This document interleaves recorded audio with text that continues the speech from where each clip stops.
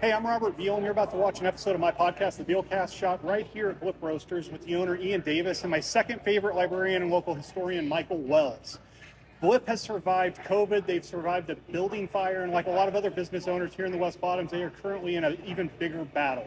Hope you enjoy the show. If you do, please like, comment, share, subscribe. If you don't, whatever.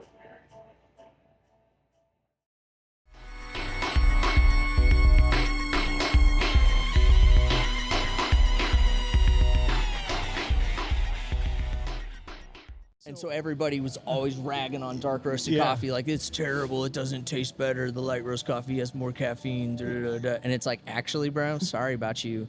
Your grandparents and parents have been right all along. The pot sitting over there, the super dark roast sludge, is way more caffeinated than the light roasted coffee that we're really used to today. Really? And, you know, what's interesting is I went to Costa Rica not too long ago with my wife, and we were in La Fortuna, which isn't that high of an elevation. Sure. And so, but we went to like a cacao plant or a farm or whatever. And yeah, he told us the opposite of that. Yeah. Like the Costa Rican farmer guy told us the opposite of that. For sure. It's, you know, there's a lot of learning, you know, like you kind of have these ideas of what things are, you know, ideas get turned into conversation. Those points kind of get perpetuated. I mean, you know, stuff like that forms whole industries. But until until the scientists have really been able to go in there and nail that point down, you've heard all sorts of different stuff over the years. I don't know that I know a good cup of coffee. It's 100%, relative. It's individual. I know a bad cup of coffee. I don't know if that exists. I mean, there's a big debate right now, and we don't have to just dive in on specialty coffee nonsense. No. But there's a huge debate going on right now. The Q grader, which was previously the standard, that's your master's degree for understanding coffee. Wait, what was it called? Being a Q grader. It'd be like being a sommelier for wine. A Q grader. They have gotten rid of the Q grader program and have implemented overnight a new program with a different set of protocols. And the specialty coffee industry is in uproar. Really? Because here we are. We've always aligned ourselves with how we've all agreed upon these standards of quality. That's how we've trained ourselves and our brains and our staff, and now it's changed. Yeah. And so it brings about the conversation of, well, who defines what quality is? How can it be this spreadsheet that we go to a farm, a family-run farm, they reintegrate their compost into the soil, it's beautiful and wonderful, but we get to come in with our spreadsheet under these arbitrary rules and tell them what their quality is. So anyways, not to go too deep, but it's an interesting time. People are having interesting conversations about what quality is, what specialty is. We've really left the third wave, like the pour overs, the man bun, flannel shirt, hipster pour overs. Like that's kind of passing on, and we're entering the next wave, and it's an interesting time, I still remember my first pour over experience when Excellent. I didn't realize that I was going to be waiting 20-25 minutes for a cup of coffee. Exactly. I took it in stride though. I rolled with the punches. It's just like anything else. It kind of goes through its phases, and it's there's nothing wrong with those types of shops. But industry wide, folks are figuring out how to have a different approach. Yeah, it's interesting because it's an art. Sure. It's an art, but it's also a business, right? You can make money off of it. And so, you do see a lot of sort of like structures and standards that are sometimes placed on something that really doesn't necessarily have anything to do with the people that are actually producing the art. Sure. You well, know? I mean, it might not have anything to do with just about anything. Right. It's just arbitrary stuff on a piece of paper that somebody decided to write down. And there's been a lot of coffee roasters too, even in the West Bottoms. A buddy of mine was doing a renovation on a property down here, and they were pulling a ceiling down. And in this building, they had lifts, not lifts, but an escalator for equipment to go Yeah. on, or you'd send something up to the second floor, and they were pulling the ceiling down, and they're like, oh my god, we have a rat infestation. There's rat droppings everywhere. I mean, just like tonnage of rat droppings. And they started cleaning it up, and it wasn't rat droppings. It was roasted coffee. And there were coffee roasters all over, throughout, down here. I mean, the history of coffee in the United States is extensive. The history of coffee in Kansas City is, not super well documented, but it's always been here. These manufacturing hubs in the West Bottoms, it's always existed. Like, we haven't brought roasted coffee to the West Bottoms. I mean, this roasted coffee has been happening here for like 200 years. It's same thing with like, oh, they're bringing bars to the West Bottoms. It's like, my guy, have you heard about 9th Street? Like, Right. The number, or like the amount of alcohol consumed along 9th Street probably pales in comparison to anything in any district in Kansas City that we have right now. Right. Same with restaurants.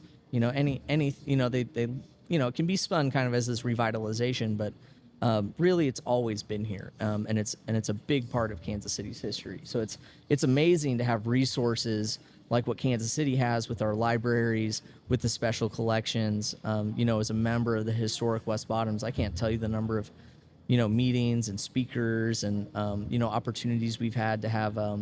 There was somebody was writing a book on the history of blues, how it came out of Kansas, and how it was specific to the Kansas side of the West Bottoms. I mean, that's how much like history is down here.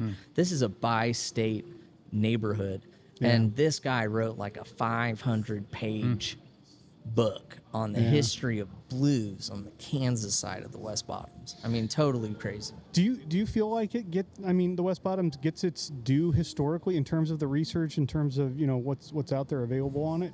Well, yeah, I think people are always very interested in the West Bottoms. There's always something going on down here. As long as I can remember, there's been talks of, this big redevelopment, that big redevelopment. It seems a little more tangible now.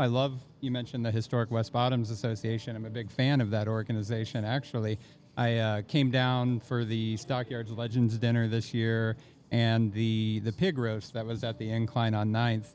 And I love what you're doing there. I'm a North Kansas City resident personally, and one of my side projects is working with the North Kansas City Historical Society. And we're actually talking to Bruce Holloway to try to find ways that we can sort of crib off of what Historic West Bottoms Association is doing to attract interest and attention into the area that builds on it, so that we can build on the heritage, but also just get people excited about what's going on in our area now, what's going in what you're doing down here to get people interested in the West Bottom. So I think that's amazing. But yeah, I mean, it is, again, to go back to what you said initially, like it's all happened here. Kansas City is because of the West Bottoms in the Stockyards district. You mentioned earlier about how there's a residential community coming back for the first time in many years, and that just got my mind racing because, Hell's Half Acre, the workers for these packing plants and the people who built the roads in Kansas City, took on those massive built the bridges, all the infrastructure here in Kansas City. I mean, it had to be sort of carved out of these bluffs, these hilly, rocky bluffs where Kansas City is situated, a blessing and a curse because it gives you a good foundation to build a city upon, but it's also a tremendous challenge when you want to put roads and everything in. But I mean, people have been living down here. I mean, you can go back to the indigenous people that inhabited the area, of course, but then you have the French settlement, and this area became known as the French Bottoms because you have people from St. Louis, primarily involved with the fur trade, coming over the Missouri River, setting up trading posts here in the area and farming this area. There's a big flood, of course, in the 1840s where a lot of those people left just in time for the traders and merchants in the Westport area to get interested in establishing a place here on the river called Westport Landing, and that's going to bring all kinds of new interest down here. That really sparks the building of the Hannibal Bridge later on to, when Westport Landing becomes its own town, the town of Kansas, and to really put that on the map and bring business and industry and grow this, this place down here. If we didn't have the West Bottoms, we wouldn't have Kansas City as we know it today. So there's a lot to be thankful for. Yeah, it's but as you go through all that and you talk about the ways that this has been used over the last few hundred years, I mean, a pun absolutely intended, but like we're just like a blip, right, in this period of time. It's, what we do is extremely important to us and the people that we care about in our communities, but we're just here for a short period of time. Now, you mentioned your brand earlier. I mean, do you associate? Is there like an art culture that you associate with the West Bottoms? Is that something? Or Absolutely. Okay. Yeah, Okay. I mean, hugely. Anybody that is down here, in some capacity as an artist, you've got to have that mindset, when you're kind of looking at this. It's easy to overlook it, and be like, well, it's kind of dirty, it's kind of rough and tumble, maybe there's no sidewalks, the city hasn't touched infrastructure in 10 decades Yeah. or whatever. So you have to have that vision for what you can turn something into, and whether that's, like on one end of the spectrum, like a big developer, or on the other end of the spectrum, somebody running a studio. There's specifically, there's like so many artist studios down here. Yeah. There's Haw Contemporary, there's Wholesome Studios. I mean, you name it. I mean, I'm not even gonna try. There's probably 20. Did you know you were gonna be in the West Bottoms at some point? Pretty early on, we started roasting in Midtown in my house, but pretty early on in 2014 we moved our roasting to the West Bottoms. Okay. And so, like I said, I did a little research here. And so you came up with the brand early in the process. Yeah. Like, were you roasting coffee, or when you had the brand, or what? Because you were living with a bunch of artists, correct? Yeah, absolutely. We had this house in Midtown. It's like a 1880s, just like 7-bedroom old house, like a stainless steel kitchen sink and like a husky thing in the kitchen, and painters up on the top floor, musicians, dancers. We were I think in that house we hosted like Kansas City's first swing conference, for swing dancers. Just all sorts of creatives. It's like you'd to be young again, right? Yeah. You just hang out and make dinner and have a fire outside and drink a bunch of beer and talk about ideas and Well, I think it was a great time. I think it's one of the most like identifiable and just, I mean, I think it's one of the best brands just like visually that you can find here in Kansas City. I think that's really impressive. And then to learn that you were very deliberate about that. I mean, that's I don't necessarily know that shows the insight that I would associate with kind of like, the story of the business. But so you started, so you bought a roaster, kind of like, hey, I'm going to buy a roaster. Just started roasting beans. The whole idea was that you were going to wholesale, right? A cafe wasn't. Can't tell you that I had any plans. Yeah. I mean, it was just moved back from Charleston. Loved coffee, and I was going to try this and figure it out. So let me just real quick. I mean, did you have an experience at one point in your youth where you had a cup of coffee and it was like an eye-opening, just, epiphany, like this is the thing? I mean, did you have a moment like that? I've got a couple maybe. Martha Morgan opened Oak Street Coffee Shop at 63rd and Oak, and I'm a millennial. Okay. And when they had that coffee shop, I was finishing high school. It was like kind of, maybe we had cell phones. We had cell phones, but like, flip phones. Yeah. Like we're not, no like social media on your phone or anything like that yet. And Oak Street Coffee Shop was the meeting point for us. So me and my, group of cronies, like we would meet on Saturday mornings before we went and, wreaked havoc Yeah. on the world. And we, it started with, really sugary drinks, and, it turned into like, all right, maybe a little less sugar, maybe a little less cream. And it was a Broadway roasting account.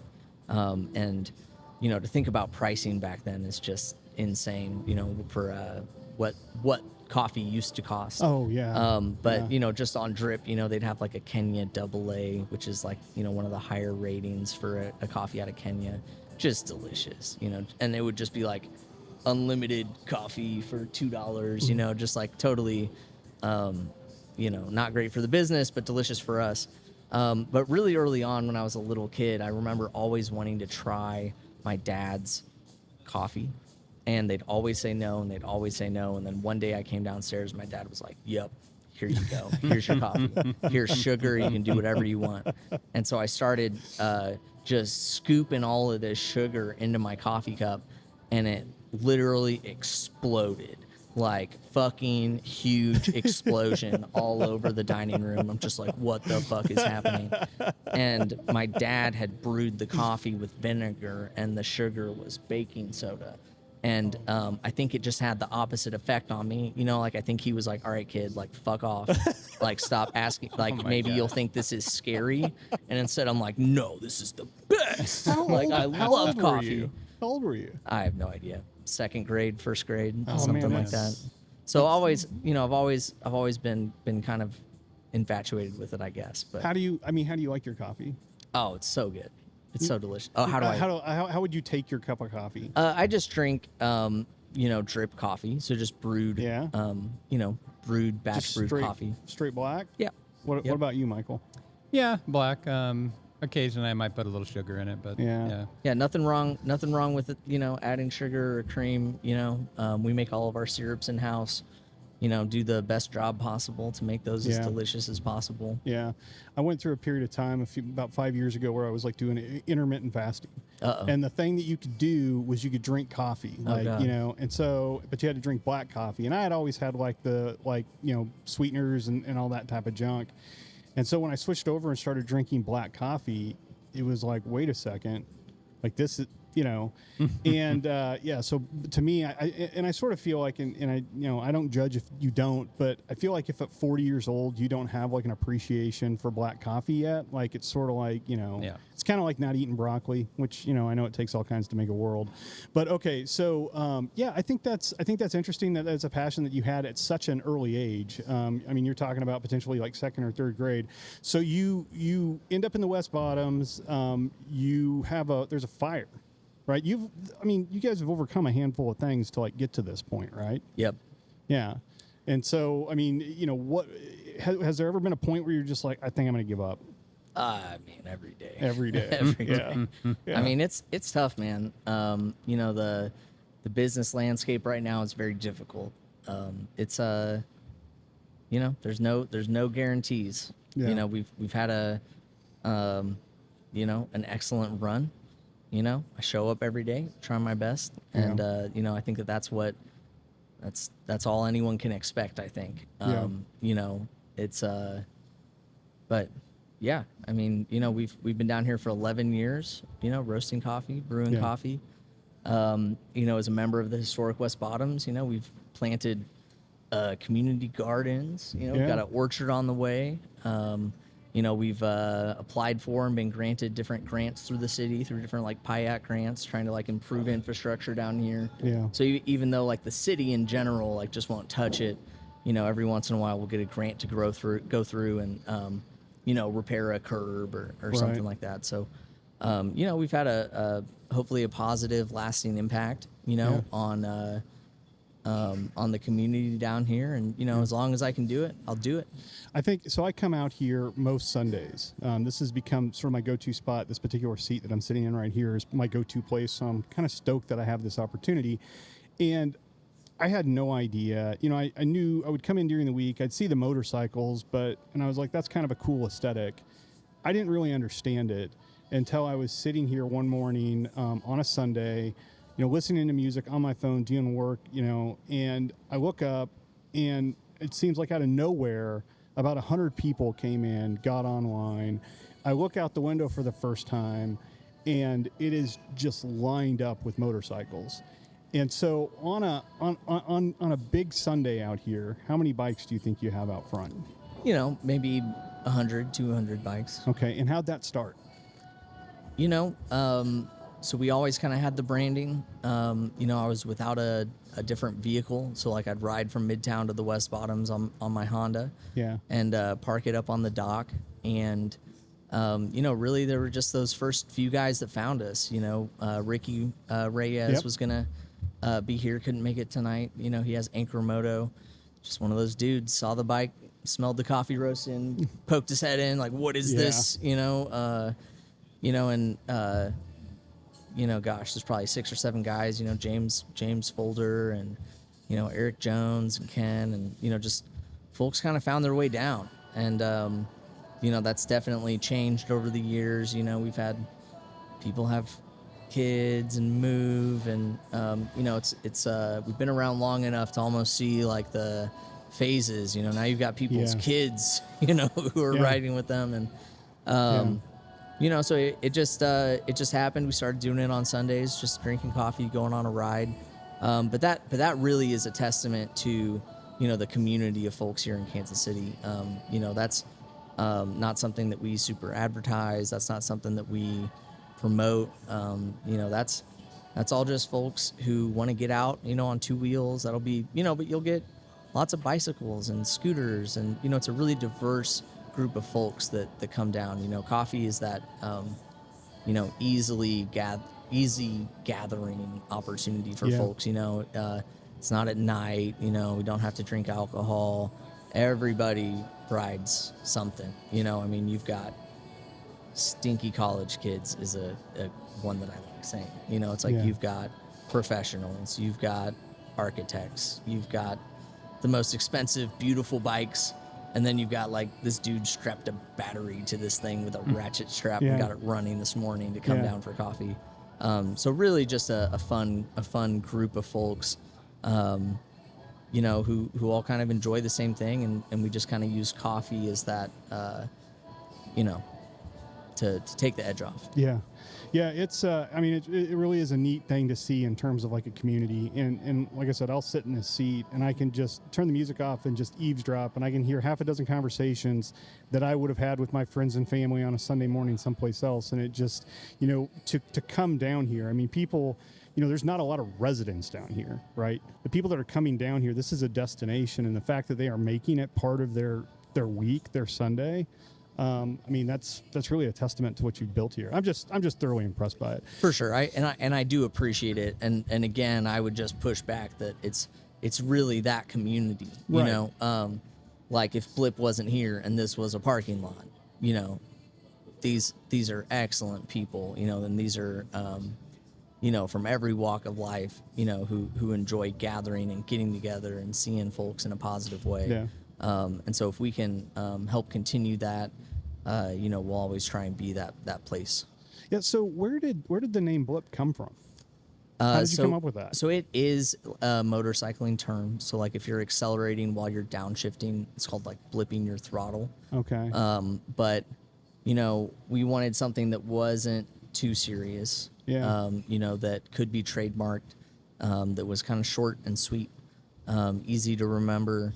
Again, we're kind of coming out of the kind of super hipster coffee shop. Everything's super serious. Everybody's real intentional about everything. And it's like, let's keep it easy. Like let's not, this isn't like a dagger and cloak. Right. Coffee. No, it's a coffee shop that isn't pretentious, right? And Mike, you were talking about going into coffee shops, sitting down, studying kind of that environment, and it's very easy to find some places that are very pretentious feeling. Where this place feels very, very natural. You can be comfortable no matter where you're at in this building, no matter who you are in this building. Absolutely. Yeah, and so I think that the other thing that I was curious about, in terms of like the growth and development of Blip Roasters. So when you look at the West Bottoms and you consider how much changes, how much hasn't changed, how do you feel like the West Bottoms has impacted you and shaped you from the point that you've gotten down here? I mean, are there things that ways that you've had to alter your business, alter your mindset because like now you're in the middle, you're in the thick of it? I mean, what impact has it had on you? Oh man, I mean, it's super hard to run a business. You can read as many books about it, or think you got it figured out, but it's tough, man. You've got people who depend on you for their entire livelihood. You've got you talk about the customers on Sundays. You've got people who really care about what you have going on. So I'll be the first to tell you I'm not perfect. And you got to eat the L's. You got to try your best. You got to show up for people when you can. Yeah. But it's also it wears you down. Yeah. And there's always something. I mean, it's I don't know that I've ever seen you that you didn't look tired. Oh, for sure, man. It's it is what it is. Yeah. And there's always paths forward. There's always Right. ways to make it better. That's part of it. Right.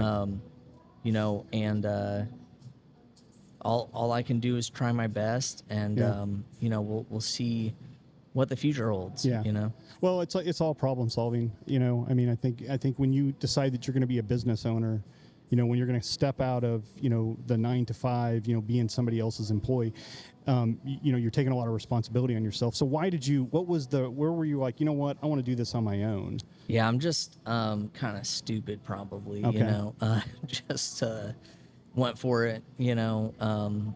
I've got apparently like a high tolerance for risk, and I think that's maybe what, if there's one thing that kind of gets lost in the like entrepreneurial conversation, is everyone has a different level of risk that they're willing to put themselves through. Yeah. And it's tough. I mean, you got to put it on the line, man. I mean, Yeah. it's friendships, relationships, time with your kids, your money, your time, your life, to be, kind of thrust into a position of constant judgment, Yeah. from folks. It's like, did I write the post right? Was the latte bad? Did I do the right thing in supporting that staff member? Was my, it's that kind of stuff is constant and Yeah. and really hard. Yeah. Well, especially when you get to a point where you're scaled to where you have, it's not just you anymore. Just me. When you have, I see. Yeah. when you have a team that you're No, responsible exactly. for. When you get Exactly. to that, I'd spent years managing. I was in the car business for a number of years, and managing people. It wasn't until I was no longer managing people that I realized the toll that it actually takes on you. And leadership, people in management leadership positions aren't always the people that are most they don't always have the best leadership skills when they get those roles, and they either have to figure it out, Sure. and they lead well or they don't, and there's chaos that ensues from it. Yeah, and just because you do it right doesn't mean it's going to work out. No. I mean, there are unlimited outside risks that pose a constant threat. Yeah. And so much stuff is out of our control. Right. Well, I think, okay, so COVID was a big deal, Yep. right? And so that happened. The fire had already happened, right, when Yeah. COVID hit, okay, and I think the fire was in 2015. okay, so some time ago. So when COVID hit, did you have a cafe again, or were you roasting at the time, or? Yeah, so we had a shop open in the Wonder Bread Bakery at 30th and Troost. Okay. And then we had our roasting location and coffee shop down here in the West Bottoms at 11th and Mulberry, so kind of Okay. just down the street. And it was a wild time. Again, just one of those situations you get thrust into where it's like, what's the right choice? What's the right decision? You're the only one to make it. Just gotta bet on yourself and bet on your people and hope you're doing the right thing. Yeah. So we kind of early on went ahead and laid everybody off. Everybody got signed up for unemployment, and we shut down both shops kind of before everything happened. And then a couple days later, it was like, you couldn't access the unemployment website. It crashed. Yeah. So we did what we thought was best for our team, in conjunction with them. But that, resulted in, we never reopened in either of those locations. Yeah. So And so you had an opportunity to buy this building but it was sort of a crazy opportunity, right? Kind of like gamble on yourself. Always. The whole way that it played out is kind of fascinating. Yeah, it's, again, it's always risky. Yeah. We had been looking at this for a potential move, before COVID. And, when we shut down and, things just got kind of goofy, it was like, fuck it. Let's, we had been going back and forth on the contract and the purchase price and what that would look like. And, we just went for it. Yeah. So It's like super risky. I don't recommend people do that. Yeah. So you were on a lease to own with some real consequences if you didn't have it sorted out. Yeah, by the no end of doubt. that lease. Exactly. And you had a client that helped, or a customer, right? Help you through that. Yeah. There was we were able to secure the financing, that ended up being through my bank. But yeah, I mean, shout out, man. I mean, it was super risky. Yeah. To do that. Really glad it worked out. Yeah. I think as I had a baby, there's so many things outside of my control right now with like coffee prices, taxes, etc. Yeah. My appetite for risk, believe it or not, might be going down a little bit. Yeah. I mean, I think that happens I think it's supposed to happen with age. Yeah, it's like when you're young, Right. you got to go for it. It's Right. like, but I could never, I look at the decisions I've made and I could never start over, in the same way. I mean, it would never happen again. Yeah. I couldn't do it. Yeah, I think that's the case with a lot of stuff in life. I mean, For at some sure. point you just have to like kind of take the step forward. I mean, whether we want to admit it or not, every single moment is a risk. Right. Where anything can happen. And what I find is, I don't know a lot of people, and when I say, well, I don't know anybody who has bet on themselves and ended up in like a worst case scenario. A devastated, like the whole thing fell apart. I mean, and so if you do, or Michael, if you do, I mean, that I'm sure that it happens. But just from my experience, when I watch it from the outside, I feel like now maybe you have to like zoom out far enough to appreciate it. But I think more often than not, if you bet on yourself, and if you just kind of sell out, you're sort of going to solve those problems most of the time. But you look at me in a way that's sort of like skeptical and Pretty so, skeptical, dog. Yeah. I mean, business is super hard. The success rate for businesses is like fucking nothing. But don't you think to some extent you just have to like stay alive long enough to have some success? Or is that naive? Maybe a little naive. But it's okay. I mean, it's not like we all know everything. Right. Yeah, I mean, bankruptcy filings. People like we've been through the last kind of decade of excess a little bit, right? Yeah. We've had how many streaming services can you pay for? Right. How much can you spend on Uber Eats? Like, do we even go out and buy groceries? Or do we get it delivered? And we're not that far away. Like my mom's mom lived in San Leandro, California, and we would go visit her. She didn't have a working refrigerator so that she wouldn't have too high of an electricity bill. She had like hard tack. It's like fucking bread that never goes bad. Yeah. We would go to the butcher and get the fish heads for free so we could make fish head soup. You know what I'm saying? In my lifetime, Yeah. I've seen that. And at the same time, those were the happiest people I've ever known in my life. Yeah. And so,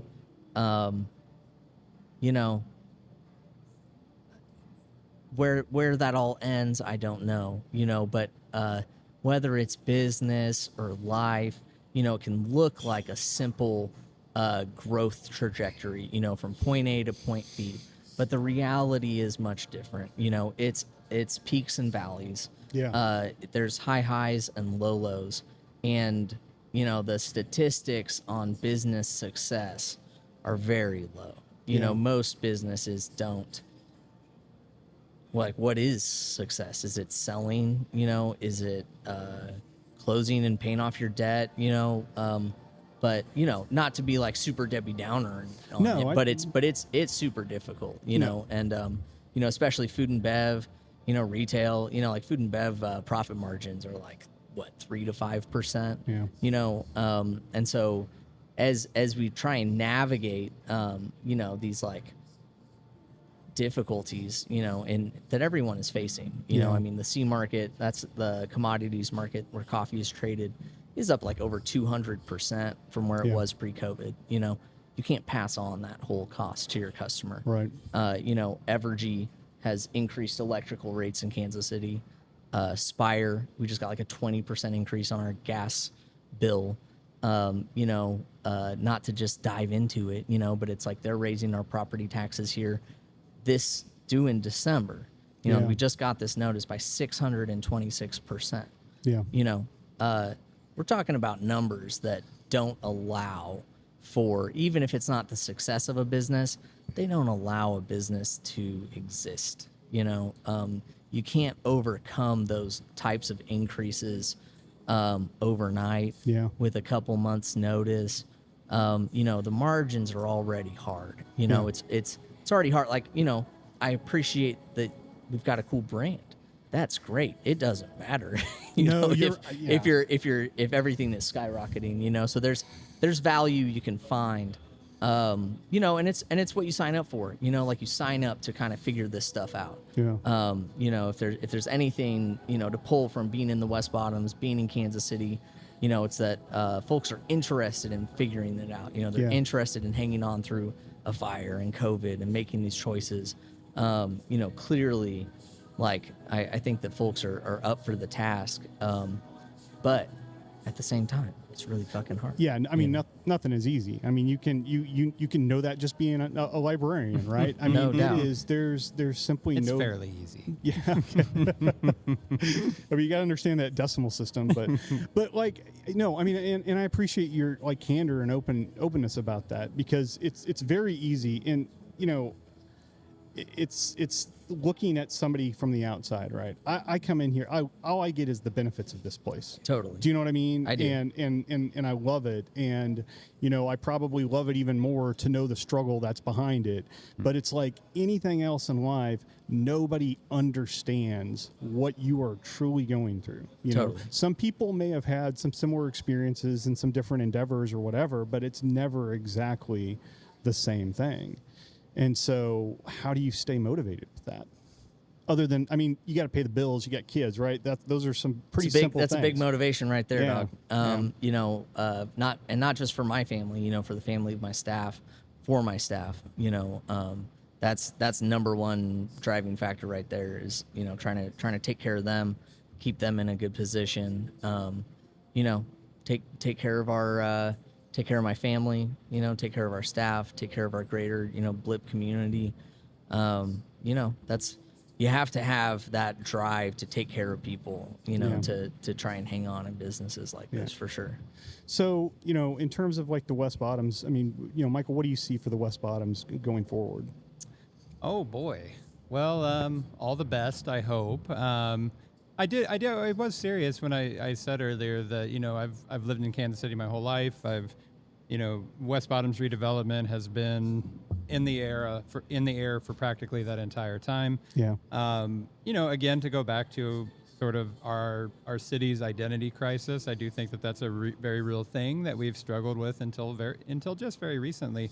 Are we a cow town, or are we the sophisticated urban city on the move that has these fancy boulevards and statues and fountains and monuments and wonderful neoclassical and Art Deco buildings in downtown? We are that, but you have to remember that all came out of the industrial districts and the agricultural areas that surround Kansas City. That's what drove the wealth that made that stuff possible. And, it's easy to think that maybe that's a 19th century or an early 20th century thing, and that's all settled hash and we've dealt with it. But I think about more recent things, like if I say the American Hereford Association Bowl to you guys, do you know what I'm talking about? Not off the top. I can Some- guess. Sometimes called. Is it the thing? Can you see it Yeah, up here? yes. Oh, the, yeah. The Excellent. fiberglass bowl that's Yeah. that's on 12th Street, right at the entrance to the West Bottom. So that was constructed in the 1950s by the American Hereford Association, which was in the old HNTB building, which is also on 12th Street. It's kind of a 1950s mid-century modern style building. American Hereford Association was there for many years. However, in the 1980s, they moved and to a place at like 11th and over by Bartle Hall. I'm not too Okay. sure where at. So they moved out and they leased it to HNTB, the engineering and architecture firm that is responsible for basically almost everything, that you see designed around Kansas City. HNTB was probably involved in some capacity. And that was their headquarters for many years, but they did not want a fiberglass bowl adorning their building. So they gave it to the Parks Department, who moved it onto the other side of 12th Street in Mulkey Square Park. And there it has sat for all these years with very little thought about what it is, what it means. And a lot of people don't know that it was built to light up. And so it had interior illumination. It had neon lights that were installed when it first came on. Yeah. And that was, because it was the American Hereford Association headquarters. Right. Of course, they were proud of this heritage and Yeah. wanted people to know that they were about to descend 12th Street into the West Bottoms and enter into this place that has all this history Yeah. and this industry happening. But we went through a time where that was not something to be proud of. HNTB wanted, their office to look like an engineering and architecture firm might look. So they got rid of it. It sat there for many years. The illumination no longer works. We have actually been trying to convince the city through their Illuminate KC program, which you might have heard in the news, is recently taken on relighting the broadcast tower in Midtown, where Kansas City Public Television is Right. located, to get that to light up again. Because when I was a kid, I remember you could see that for miles Yeah. around, and that. As I drove around as a teenager and someone in my early 20s before the GPS days, I would navigate by that thing. Yeah. I would drive around and I'd be trying to get down to the El Torreon for a show or something at like 31st Street, and I would just look up into the sky and see this illuminated broadcast tower, and I just thought that was so cool because you get to see it for so far around. And the city hall is trying to pick sites around the city that have some kind of history of being lit up in the past, and that maybe the lighting has fallen by the wayside, or people can't do the upkeep anymore. And so that's their first project. But we are trying to convince them to take on the American Hereford Association Bowl, or as he's colloquially known, Bob the Bull, and get him lit up once again in advance of the World Cup. So when all these people come to our city, they can see this sort of gleaming little bowl, this Hereford in the night, and know that they're coming to a place of importance that has a history that needs to be celebrated. So that's a long way around to say that I think we're at a point where certain people have had a fascination with the West Bottoms, myself included, but I think that the entire city and the entire area is going to be coming down here to really get involved again once a lot of this redevelopment starts kicking off. And so with that in mind, with the battles that you have sort of fought to keep this business up and running, I mean, what is the biggest challenge, the biggest threat to it at this moment? Well, first of all, that's an amazing project. Really excited to see it light up. What are we calling it? American Hereford Association Bull. It's nicknamed Bob the Bull. Bob the Bull. What people That's know sick. it as. Yeah. Really excited about that. And hardly anyone knows is that it was built to light up. Yeah. We just need to get that thing down. And there's a duplicate being stored somewhere, so we can mess around with the lighting scheme and experiment. But I really got my fingers crossed that we can get that done. That's super awesome. I'm probably too excited about that. I mean, it's all part of what makes the West Bottoms, an interesting place to be. I don't think that any of us who came down here, didn't think that development, would happen eventually. And it's so much infrastructure has been pushed off to the wayside, by the city, and it's tough. You have to find a way to get that done, otherwise, you're gonna have buildings collapse. Right. You've got no curbs, no sidewalks. You've probably got sewer lines made out of tree trunks and stuff. I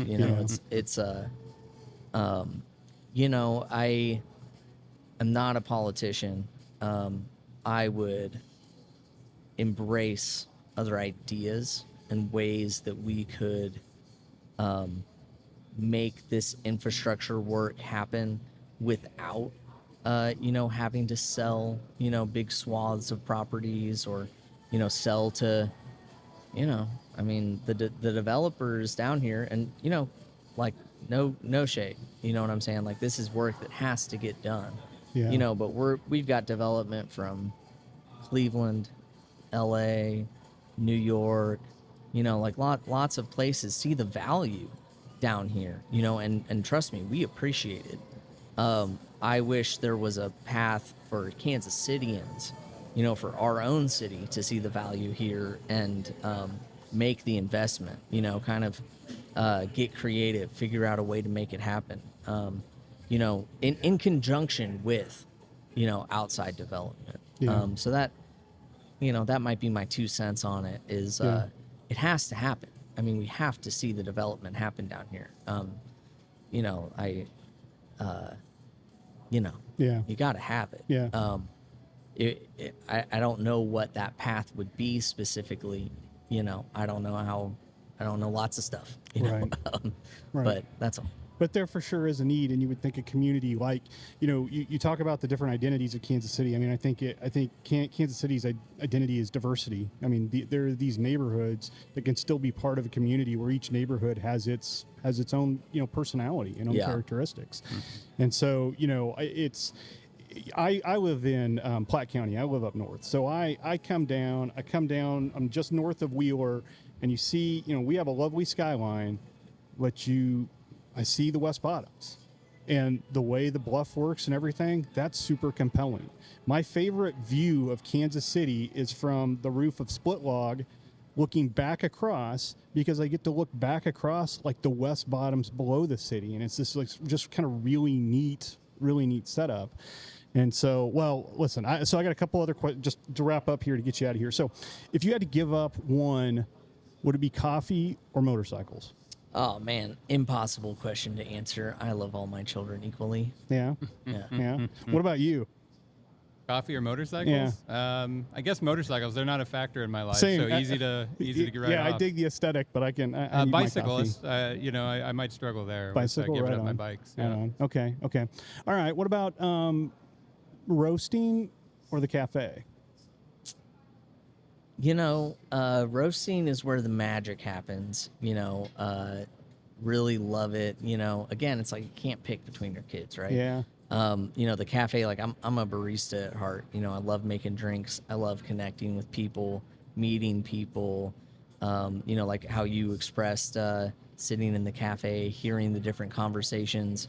Being able to be a part of all of that. In a community, in a neighborhood, in a city. You meet everybody you can think of. Every walk of life. Everybody's got something interesting going on. I love that part of coffee too. Yeah. So, yeah. Can't choose. Okay. Yeah. Well, listen, I want to thank you too for being a part of it. And so, Ian, thanks again for opening this up for us and spending the time. And so, of course, if people want to find you, I mean, you're in the West Bottoms, find you online, find you on Instagram. Yep. All that easy enough to find. You know where to find me, dog. Absolutely. That's right. And Michael, thank you. LinkedIn, Instagram, wherever you want to find me, just put in Michael Wells. Come down and see me at the Central Library. I work up on the 5th floor. That's where I'll be. Yeah, I'll tell you that balcony there is on the library is a lovely way to spend an afternoon. So, Okay, well, my name's Robert Beal. You've just watched another episode of the Bealcast podcast. You can find this on YouTube and Spotify, Instagram as well. And we're done.